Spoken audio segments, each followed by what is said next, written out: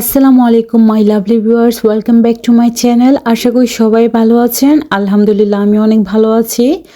আজকে আমরা যাচ্ছি ব্যাকটনে, কিছু বাজার করব আমরা। এই বাজারটা আসলে আমার মেয়ের বার্থডে উপলক্ষে, আমার মেয়ের বার্থডে ছোটোখাটো একটা অনুষ্ঠান করব, তাই আমরা ব্যাকটনে যাচ্ছি। এটা হচ্ছে ব্যাকটনে চলে এসেছি আমরা। ব্যাকটনে আপস্টেয়ারে ওঠে নিচের যে এই শপিং মলটা, এটা আমরা একটু ভিডিও করেছি। এখান থেকে আজকে আমরা শপিং করেছি, আর আমরা সবসময় এখান থেকেই শপিং করি, তাই আজকে আপনাদের সাথে এই শপিং মলটা শেয়ার করলাম। এখানে বাঙালি সব খাবার পাওয়া যায়, এমন কিছু নাই যে পাওয়া যায় না। বাংলাদেশ থেকেও ধরতে গেলে অনেক বেশি পাওয়া যায়, আর তুলনামূলক বাংলাদেশ থেকে প্রাইস কমও বলা যায়। আর খাবার দাবার খুবই ফ্রেশ ছিল, খুবই ভালো।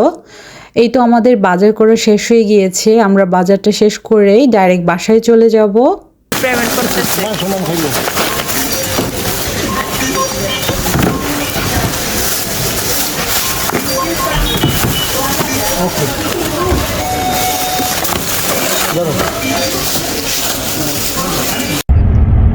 আমরা বাজার শেষ করার পরে বাইরে খাওয়া দাওয়া করেছি, সব কিছু মিলে আমাদের রাত হয়ে গিয়েছে। এখন আমরা বাসায় যাচ্ছি। বেশি দেরিও হয়েছে না বাসায় যেতে। ব্যাকটন থেকে বাসায় যেতে মিনিমাম 1.5 আওয়ার লেগেছে। এই তো আমরা বাসায় যাচ্ছি।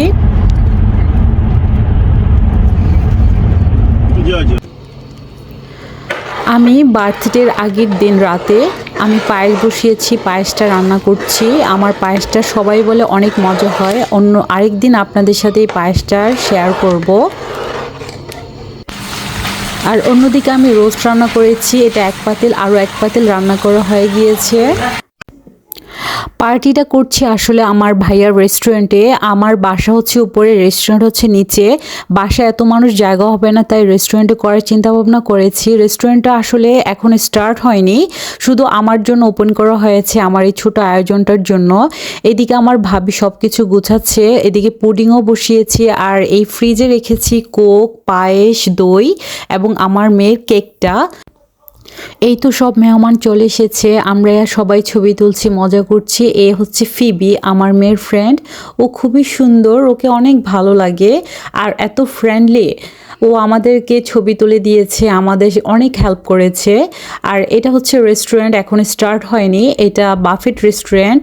ইনশাল্লাহ খুব শীঘ্রই স্টার্ট হতে যাচ্ছে এটা।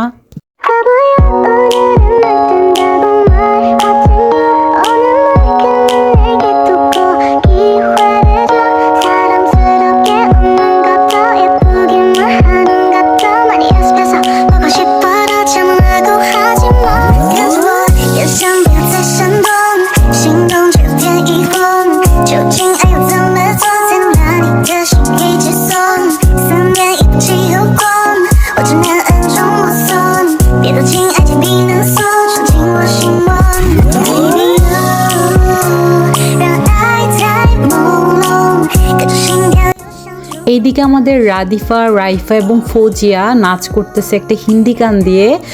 ওরা একদিনই প্র্যাকটিসটা শেষ করেছে, আর খুব শাই ফিল করছে ওরা ঠিকমতো নাচতেও পারছে না, খুব লজ্জা পাচ্ছে। তবু ওরা চেষ্টা করেছে ওর বোনের জন্মদিনে একটু মজা করার জন্য। আসলে বাচ্চাদের জন্য এই আয়োজনটা করা, ওরা খুশি মানে আমরা বড়রাও অনেক খুশি। তবু অনেক সুন্দর হয়েছে, আমাদেরকে এন্টারটেইনমেন্ট করার ট্রাই করেছে ওরা। থ্যাংক ইউ রাইফা, রাদিফা, ফৌজিয়া, তোমাদেরকে অসংখ্য অসংখ্য ধন্যবাদ।